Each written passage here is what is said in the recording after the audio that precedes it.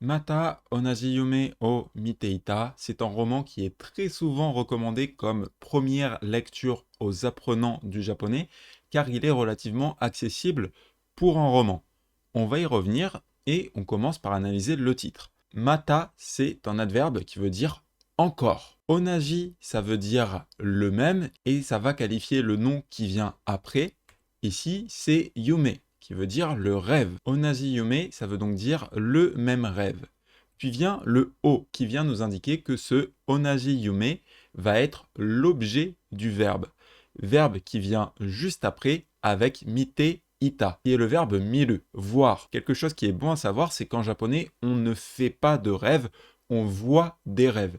Finalement, ça semble assez logique, on voit en rêve, c'est juste qu'en français, on dit directement rêver ou éventuellement faire un rêve. Ici, on n'a pas miru directement, on a mite ita. Qu'est-ce qui s'est passé? On est passé de miru à mite iru. C'est donc la forme en t. Ici, le lu, on le transforme en t pour coller iru, le présent continu. Être en train de voir. Être en train de voir. Et ce iru, on l'a passé au passé. Ça nous donne donc le passé continu, mite ita, était en train de voir. Ce était en train de voir, il va être modifié par mata, qui veut dire encore. J'étais encore en train de voir le même rêve. Ou si on reste proche de la structure en japonais, encore je voyais le même rêve, ce que l'on pourrait traduire en français par « j'ai encore fait le même rêve ». Bon à noter qu'en français, on aurait tendance à omettre un petit peu ce côté passé continu pour le traduire avec un passé comme ceci. Ça, c'est quelque chose qui se passe très souvent quand on passe du japonais au français, qu'on va perdre certaines nuances dans la traduction parce qu'en français, ça sonnerait bizarre. Mais littéralement, on a vraiment ici ce mite ita, sous-entendu que le rêve était en train d'être fait, en train d'être vu. On a une notion de continu. C'est pas juste un rêve qui était one shot, c'est un rêve qui a quand même duré dans le temps. C'est ça la différence entre le passé simple et le passé continu en japonais. Onaji yume o mita, c'est j'ai vu le même rêve. Onaji yume o miteita, j'étais en train de voir le même rêve. On a cette notion de continu qui serait perdue lors de la traduction. Ce livre, Mata onaji yume o miteita, a été écrit par Sumino Yoru. Il a été publié en 2019 et il a pas mal de succès dans la communauté des apprenants du japonais parce que c'est un livre qui est de style drame tranche de vie, donc il n'est pas très compliqué à comprendre en termes d'intrigue et que sa difficulté estimée est autour de N3 ou N2. Alors toujours à prendre avec des grandes pincettes les difficultés des livres parce que même si c'est un livre qui est accessible, lire un livre tout en japonais, c'est terriblement dur. Si vous ne l'avez jamais fait, c'est quelque chose qui pourrait vous prendre des mois. Il y a zéro mal là-dessus. Il faut tous qu'on passe par notre premier livre, et celui-ci peut être une bonne piste. Mais si vous êtes en dessous du niveau N3, dites-vous que c'est trop tôt, généralement, pour lire des livres entiers. Concentrez-vous sur des petites histoires avant. C'est généralement plus intéressant. Ici, nous, on va analyser le début ensemble, donc vous pourrez quand même tirer parti du début pour apprendre des choses en japonais, à commencer par la première ligne du livre que je vais vous jouer. 先生、頭がおかしくなっちゃったので、今日の体育を休ませてください。Alors ici, cela commence par sensei. Sensei, c'est le professeur. Ici, on se doute que ça va être pour interpeller quelqu'un. Pourquoi? Parce que un sensei, un nom comme ceci, qui apparaît comme ceci en plein début de phrase, sans plus de contexte, ça fait un petit peu bizarre. On met une virgule directement après, donc on peut se douter que c'est pour interpeller quelqu'un. Si je vous montre dans le livre, ça ressemble à ceci, donc il n'y a pas de guillemets pour nous dire que c'est une réplique, mais juste avec ce petit sensei qui arrive comme ceci, on peut s'en douter. Ça va d'ailleurs se confirmer avec la suite de la phrase. On a atama ga okashiku nachatta. Ici, ça peut faire peur, notamment le okashiku nachatta. Nous allons y revenir. Avant ça, il est intéressant de noter que atama ga okashi est une expression en japonais qui veut dire être bizarre. Littéralement, atama, c'est la tête. Okashi, ça veut dire étonnant, étrange, comique. Et du coup, atama ga okashi, littéralement, ça veut dire la tête est bizarre, que nous, on traduit directement en français par être fou. C'est ça le sens qui est communiqué, c'est être un petit peu fou. Comme nous, on pourrait dire en français, il va pas bien dans sa tête.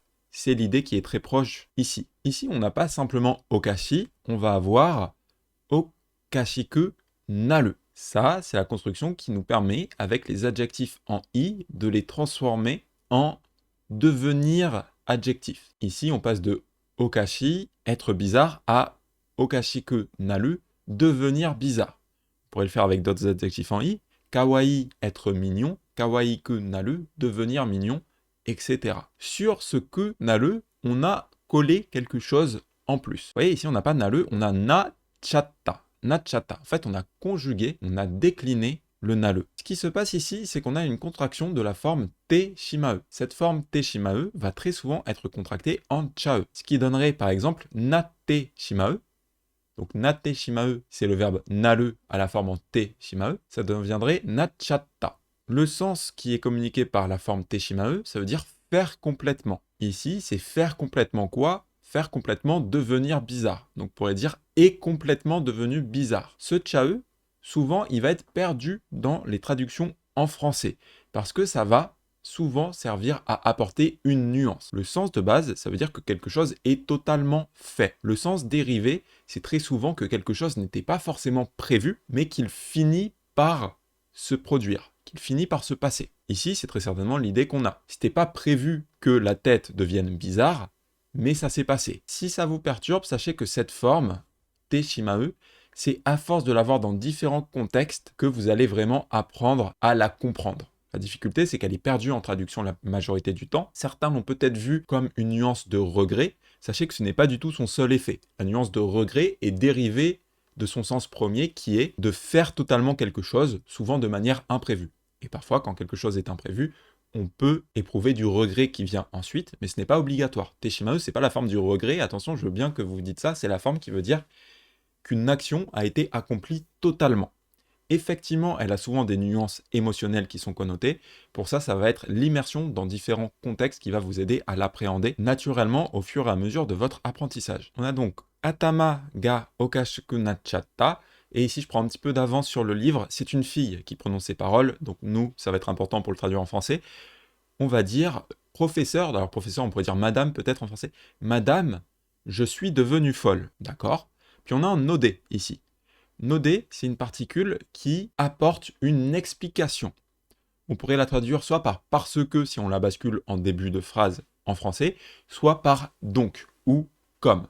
Madame, je suis devenue folle, donc kyo no taiku, kyo ça veut dire aujourd'hui, taiku c'est l'EPS, l'éducation physique, la matière que l'on a à l'école. Kyo no taiku, le sport d'aujourd'hui, l'EPS d'aujourd'hui. Voilà, l'EPS, pour ceux qui éventuellement qui ne sont pas en France, c'est l'éducation physique et sportive. C'est les cours de sport à l'école. Kyo no taiku o, ça va être l'objet. Yasumasete kudasai. Si j'ouvre mon dictionnaire, ici, on a plusieurs choses. Pour tous ceux qui se demandent, ce dictionnaire à la volée qui affiche des définitions, ça s'appelle Yomitan. Vous avez un tutoriel dans la description de cette vidéo. On a déjà une entrée ici.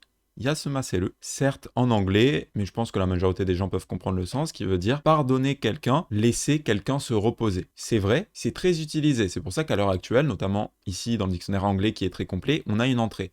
Mais littéralement, ça vient ici, de yasume. Yasume qui veut dire prendre en congé, se reposer. On peut dire par exemple gakko o yasume, qui veut dire s'absenter de l'école. Ici, on a kyo no taiku o yasume, alors on va revenir sur la forme, se reposer, prendre congé du cours d'éducation physique. Puis, on a causatif. Causatif, c'est une forme qui veut dire que vous faites faire l'action à quelqu'un. Taberu, manger, tabe saseru, faire manger. Yasume, se reposer, yasumaselu, faire se reposer. Et ici, faire se reposer, on comprend du coup pourquoi on pourrait le traduire par excuser quelqu'un. En fait, c'est excuser quelqu'un d'une absence. Ici, moi je vais le traduire par excusez-moi du cours de PS ou faites-moi reposer du cours de PS. À ce moment-là, yasumasete, ça peut être un petit peu bizarre. On va voir le kudasai qui vient derrière, qui va nous aider à avoir une traduction un petit peu plus naturelle. Kudasai, ça veut dire s'il vous plaît. Faites une action pour moi, s'il vous plaît, quand ça vient après la forme en T, nous on le traduit généralement par s'il vous plaît. Donc s'il vous plaît, faites-moi me reposer. Qu'est-ce que ça veut dire, s'il vous plaît, faites-moi me reposer? Causatif plus demande, avec par exemple en kudasai, par exemple en kurelu, c'est une structure qui est souvent utilisée pour demander poliment la permission de faire quelque chose. Ça, c'est une structure que vous verrez très souvent pour demander la permission en japonais. On a plusieurs stratégies qui existent. Celle-ci est l'une d'entre elles. On met un verbe au causatif, plus la demande, pour traduire par « laissez-moi me reposer, s'il vous plaît ». Littéralement, « faites-moi me reposer, s'il vous plaît ». En français naturel, « laissez-moi me reposer, s'il vous plaît ». Si vous apprenez le japonais, vous trouverez dans la description le lien vers une masterclass gratuite dans laquelle on voit des concepts très importants pour le japonais Si vous apprenez le japonais, je vous invite vraiment à aller la suivre. C'est le replay d'une vidéo exclusive disponible sur YouTube. Si vous voulez recevoir ça, il suffit de me renseigner votre adresse email ici et je vous l'envoie directement. Ça pourrait booster votre apprentissage du japonais, alors n'hésitez pas. Si on retourne à notre phrase complète, ça nous donne donc Madame. Alors pareil, ici je le traduis par Madame parce que le professeur, on le verra par la suite, c'était une femme. Mais là on ne sait pas, hein, c'est Madame ou Monsieur, professeur. Madame, je suis devenue folle, alors laissez-moi m'absenter du cours de PS d'aujourd'hui, s'il vous plaît. Un petit peu bizarre comme phrase. Ce qui est bon à noter, c'est que en japonais, il y aurait une construction très très proche qui aurait été très naturelle. Ça aurait été, à la place de dire atama ga okashiku nachatta, de dire par exemple atama ga itaku nachatta, pour dire comme j'ai mal à la tête. Comme j'ai mal à la tête, s'il vous plaît, laissez-moi me reposer du cours de PS. Mais ici, volontairement, la personne ne dit pas qu'elle a mal à la tête, elle dit pas que sa tête itaku nachatta, qu'elle est devenue douloureuse, elle dit okashiku nachatta, qu'elle est devenue bizarre. Donc déjà en première ligne, on comprend que la personne qui parle a une certaine personnalité. Plutôt que de dire parce que j'ai mal à la tête, laissez-moi me reposer, elle dit parce que je suis devenue folle, laissez-moi me reposer. Ce à quoi vient ceci? 小学生なりの小さな手をきちんと上げ、立ち上がってそう言ったら、放課後職員室に来なさいと言われた上に、校庭もちゃんと走らされてしまったことについて、私、小柳なのかは納得がいっていません。Alors là, certains, je pense, vont peut-être paniquer devant la longueur. C'est pour ça que les romans, c'est pas du tout quelque chose qui est recommandé pour les débutants et que même si vous êtes N3, ça peut être assez compliqué. Alors en soi, vous avez le temps de vous poser et de tout décortiquer. Déjà, dans le livre, il y a beaucoup de virgules. Et on peut faire des pauses à chaque virgule pour essayer de comprendre un petit peu ce qui se passe. Le japonais, ça va être des Lego. Plus la phrase avance et plus vous allez coller des blocs. Les virgules, ça nous aide à y voir un petit peu plus clair. On peut donc déjà tout décomposer ligne par ligne. C'est ce que nous allons faire ici. Shogakusei, ça veut dire un écolier, un élève en école primaire. Puis ensuite, on a nari no. On va déjà s'arrêter sur le nari que l'on a ici et qui veut dire la forme, l'apparence. Shogakusei nari, ça voudrait donc dire de l'apparence d'une écolière. Nous, on pourrait presque ici utiliser un mot dédié comme peut-être enfantin ou enfantine, même si on s'éloigne un petit peu de ce qui est dit littéralement. Littéralement, on a qui est semblable, qui a l'apparence d'un écolier ou d'une écolière. Il va être suivi par un no qui va nous permettre de le relier avec chisana te. Chisana, ça veut dire petit. Et te, ça veut dire la main. Une petite main de style écolière. Donc nous, on dirait directement une petite main d'écolière. Vous voyez que le nari, ça rajoute en côté que c'est l'apparence de la main. Puis vient le o, la particule qui indique l'objet du verbe qu'on aura plus tard. Avant ça, on a un adverbe qui est kichinto, qui veut dire avec précision. Ou plutôt ici, soigneusement. Soigneusement le verbe, et on a age. Ça vient de ageru, qui veut dire lever. Donc teo ageru, c'est lever la main. Kichinto, ça veut dire soigneusement. Donc on pourrait l'imaginer bien kichinto. Vous avez cette image, voilà, kichinto, soigneusement. Ici, on n'a pas ageru, on a age. C'est la lenyoke, une forme qui nous permet de faire beaucoup de choses en japonais. Et parmi elles, elle permet d'enchaîner les actions, comme on pourrait le faire avec la forme en te, mais de manière plus écrite. Ça se voit donc beaucoup dans les romans.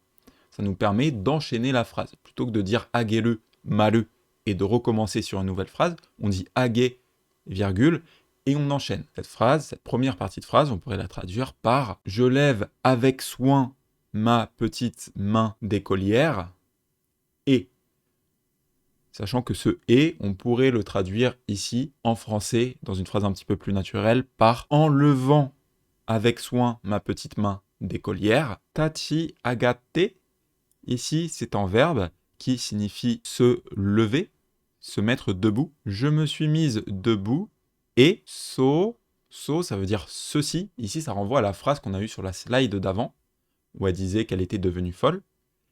Ittara, c'est le verbe yu, qui veut dire, qui est ici au conditionnel. Si j'ai dit ceci. Alors, c'est un conditionnel qui est très axé sur la chronologie, ittara. Et du coup, plutôt que si, on a parfois tendance en français à le traduire par quand. Petite note, je suis en train de faire le montage. Et tara, plus que par quand, on a tendance à le traduire par après. Après avoir fait l'action A, alors conséquence B.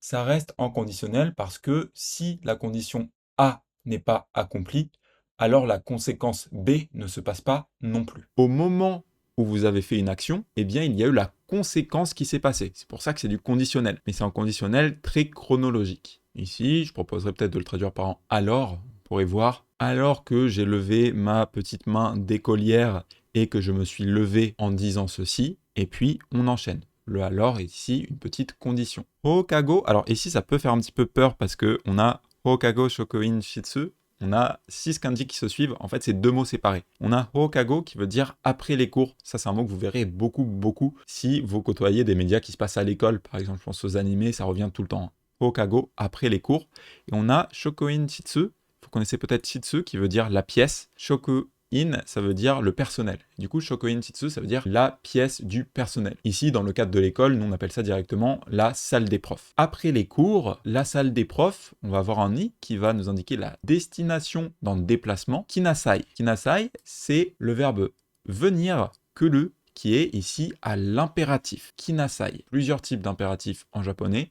Ici, on a un impératif que l'on considère comme plutôt doux, mais qui reste en ordre. Viens dans la salle des profs après les cours. To, ça va être ici la particule de citation du verbe qu'on a juste après, iwareta. C'est le verbe yu, dire, qu'on avait plus haut, mais cette fois-ci, il est au passif. Avoir été dit. Ici, on pourrait le traduire par on m'a dit de venir dans la salle des profs après les cours. Et on a eni qui veut dire en plus de. Voici, on ne le trouve pas dans Yomitan, mais vous pouvez le voir directement comme une expression ueni qui veut dire en plus de. En plus de m'être fait dit de venir dans la salle des profs après les cours, kote, est-ce que vous reconnaissez les kanji? Notamment le premier, je pense que beaucoup l'ont déjà vu. Le premier, c'est le kanji de l'école, qu'on a dans par exemple gakko. Gakko. Et le deuxième, c'est celui de niwa, de jardin. Donc kote, ça veut dire le jardin de l'école, ou nous, ce qu'on appelle la cour. La cour. C'est également sur ce côté, sur cette cour d'école, que les Japonais, les enfants japonais, souvent pratiquent leurs cours d'éducation physique. Ici, on a un mot qui veut dire aussi. Chanto, on a ici de façon satisfaisante, c'est l'idée qui va être partagée ici.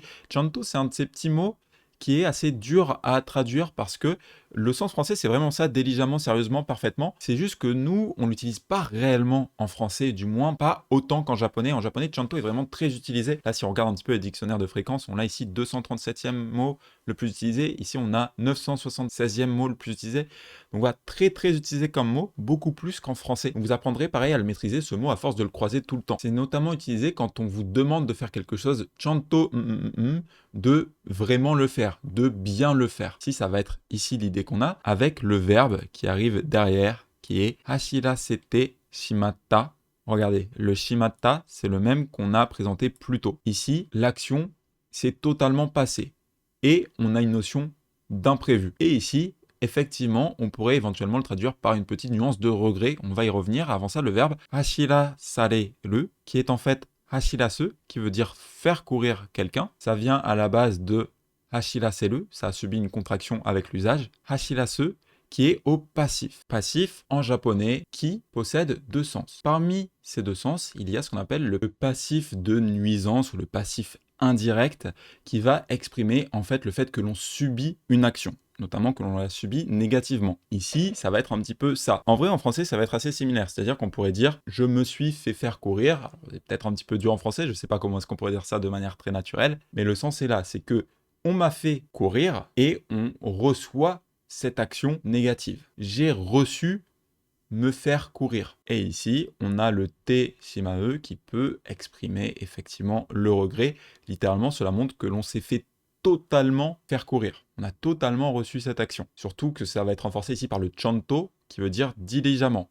Donc on m'a bien fait courir. En plus de m'être fait dire après les cours, viens dans la salle des profs, on m'a aussi, ici le aussi va être passé par le mot, on m'a aussi bien fait faire courir. Et puis on a koto nitsuite. Alors comme on commence à avoir vu beaucoup de choses, je vais passer un petit peu rapidement dessus. Nitsuite, ça veut dire à propos de. Et koto, ça va être la chose, ça va nous permettre en fait d'encapsuler le verbe dans un nom. C'est ce qu'on appelle la nominalisation. Ici on pourrait dire le fait. Donc koto nitsuite, On pourrait traduire l'ensemble par à propos du fait. Donc voilà. À propos du fait qu'en plus de m'être fait dire de venir dans la salle des profs après les cours, on m'a bel et bien fait courir dans le jardin d'école. Watashi, moi, Koyanagi Nanoka, ici c'est un nom propre, c'est le nom de la personne. Moi, Nanoka Koyanagi, wa, particule de thème, nattoku ga itteimasen. Ça, c'est l'expression nattoku ga iku, qui veut dire être satisfait avec quelque chose. Nattoku, littéralement, c'est le consentement. Iku, ça veut dire aller. Donc, littéralement, on dit mon consentement va. C'est à l'heure actuelle une expression, hein, vous le verrez directement comme ceci. Ici, il est à la forme nattoku ga itteimasen. Donc, c'est la forme continue, itteiku, et négative. Donc, il ne va pas. Donc elle dit qu'elle n'est pas du tout satisfaite avec ceci. Elle trouve ça inacceptable. Cette phrase était costaud, les amis. Je pense que vous comprenez pourquoi je n'en fais pas trop, parce que généralement ça s'adresse à des élèves qui sont déjà beaucoup plus avancés, qui n'ont peut-être pas besoin de toutes les explications que j'ai données dans cette vidéo. Si ça vous a plu, n'hésitez pas à marquer un commentaire sous cette vidéo pour me le faire savoir. C'est vrai que je ne sais pas trop comment cette vidéo sera reçue. Je l'ai faite parce qu'il y a plusieurs personnes qui me l'ont demandé. C'est pas mal de changer de format de temps en temps. Sachez que vous avez la partie 2 qui est disponible pour tous les membres de la chaîne YouTube. Merci beaucoup pour votre soutien, ça fait super plaisir. C'est vous qui permettez à ces cours de japonais gratuits de voir le jour. Vous pouvez rejoindre la chaîne en cliquant sur rejoindre en dessous de cette vidéo et accéder immédiatement à la partie 2. Merci à tous et à bientôt.